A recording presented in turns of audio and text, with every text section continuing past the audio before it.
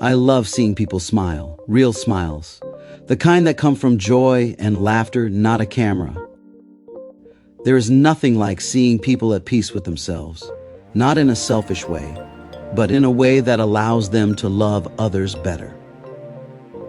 I love seeing families grow together, friends celebrating small wins, a child completely innocent, overflowing with joy for no reason at all. That's happiness in its purest form. And here's the good news. You don't have to win the lottery. You don't have to fix your whole life by Tuesday. And you definitely don't need permission from people who don't even know what they want. Happiness is a choice. Yes, a choice. And before you roll your eyes and say, easy for you to say, stay with me. From the right perspective, happiness isn't pretending life is perfect. It's deciding you're not going to be miserable on purpose. It's choosing joy even while life is still in progress. So let's talk about how to do that. Step 1, choose your perspective. People have opinions. You can't control all of it, but you can decide what gets to live rent-free in your head. Ask yourself, is this worth stealing my joy today? Most things aren't. Perspective doesn't change reality. It changes how much power reality has over you. Step 2, protect your energy. Not everything deserves a reaction. Not everyone deserves access. Your energy is valuable. Spend it wisely. Peace isn't passive, it's intentional. And happiness shows up more often when you stop arguing with things you can't control. Step 3, take one small positive action. You don't need a grand plan, you need movement. One small win, one completed task, one healthy choice. Momentum feels good. Feeling good feels happy. That's not motivation talk, that's life. Step 4, practice gratitude daily. Gratitude doesn't ignore the hard stuff, it balances it. 3 things a day, no pressure, a laugh, a warm meal, someone checking on you. Gratitude reminds you that joy is already present, even when life isn't perfect yet.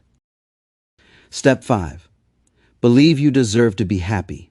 This matters more than people admit. You don't have to earn happiness through struggle. You don't have to explain why you're smiling. You are allowed to enjoy your life while you're still becoming who you're meant to be. Happiness isn't a reward, it's a decision. Step 6, speak kindly to yourself. You hear yourself more than anyone else, so make sure your inner voice is helping, not hurting. Replace "I'm behind" with "I'm on my way." Replace "I'm not enough" with "I'm growing." Joy grows where kindness lives, especially self-kindness. Step 7, choose progress over perfection. Perfection is exhausting. Progress is joyful. You don't have to get it right. You just have to keep going. Celebrate effort, celebrate movement, celebrate showing up. That's real happiness. On a quiet Saturday morning, a small neighborhood woke up like it always did. Same houses, same sidewalks, same coffee brewing in kitchens. But something different happened that day. It started with a woman named Elena. She was running late, spilled her coffee, and realized she had 2 choices: be annoyed or laugh. She laughed. Not because the mess was funny, but because she decided her mood wasn't worth sacrificing over a cup of coffee.